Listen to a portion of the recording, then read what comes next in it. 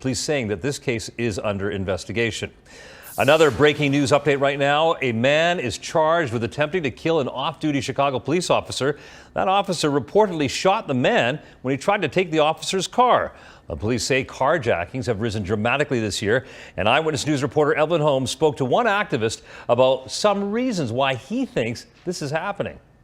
34-year-old Jermaine Morris has been charged with attempted murder after he was shot and wounded by an off-duty Chicago police officer. He allegedly tried to carjack on the city's west side over the holiday weekend. It was a mistaken situation. The police-involved shooting is being investigated by COPA. Meanwhile, the carjacking appears to be part of a frightening trend showing a dramatic increase in the crimes. According to the Chicago Police crime stats, carjackings in the city have increased over 100% compared to last year. It's not just unique to Chicago, and really the thing that every jurisdiction is experiencing is the pandemic and the implications of the pandemic with respect to economic hardship, economic opportunity. According to a CPD spokesperson, through the week of December 14, 2020, citywide there were 1,400 vehicular hijackings in Chicago. Compare that to 604 vehicular hijackings in 2019. Police officials plan on releasing updated CompStat numbers on Monday as they tout an overall drop in crime despite upticks in the number of murders and shootings. In a statement, a spokesperson for the Chicago Police Department writes, the Chicago Police Department remains committed to bringing offenders to justice. The carjacking task force is receiving additional resources to prevent and investigate carjackings. And while CPD officials blame the pandemic and civil unrest in part for an increase in certain crimes, community activist Jamal Green remains skeptical of the police plan to tackle neighborhood violence through reform and community outreach. And also tackle the fact that we're not building an economy in these neighborhoods so that they can create their own jobs, whether it's investing in businesses, investing in the home ownership, so that they can create the wealth and build the community that they see fit. We'll never get to the promised land. And right now, I think we're far from it. Chicago police are addressing the problem by using technology as well as partnering with other law enforcement agencies to catch carjackers. Reporting from Chicago Police Department headquarters here at 35th and Michigan, Evelyn Holmes, ABC7 Eyewitness News. Evelyn, thanks very much. New here at 5, a Chicago rabbi says that a mother accused of leaving 7 children in a vacant apartment should have been offered help instead of being arrested. Give this family the resources and the help they deserve.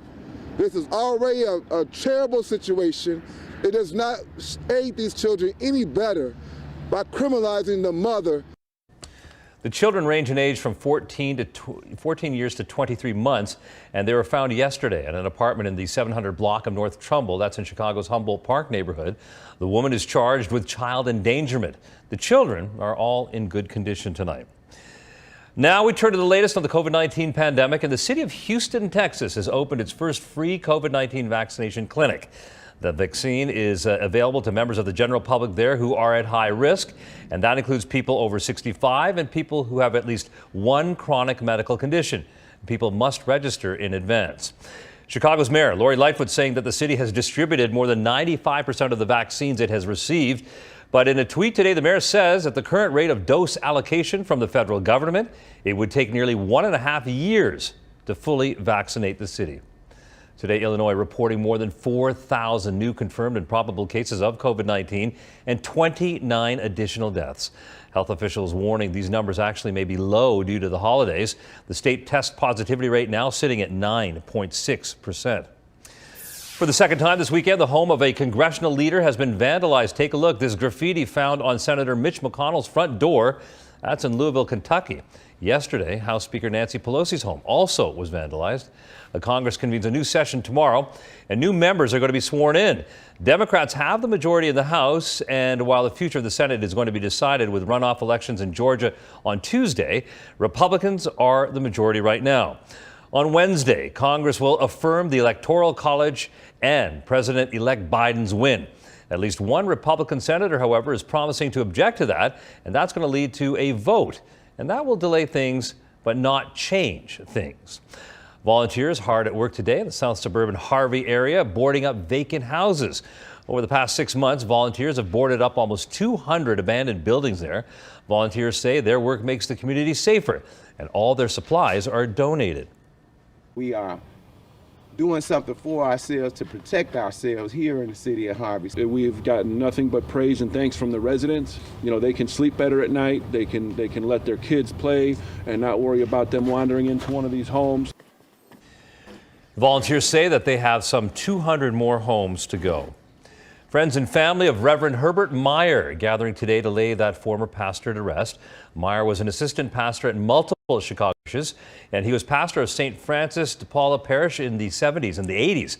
Meyer then served at St. James in Maywood until his retirement. Fellow clergy said that he had a reputation for lifting spirits. Coming up here tonight, a warning from the Better Business Bureau about scams as a new round of stimulus checks go out to Americans. And hear from the Northwestern man who just coached his last football game more than a half century after the first one.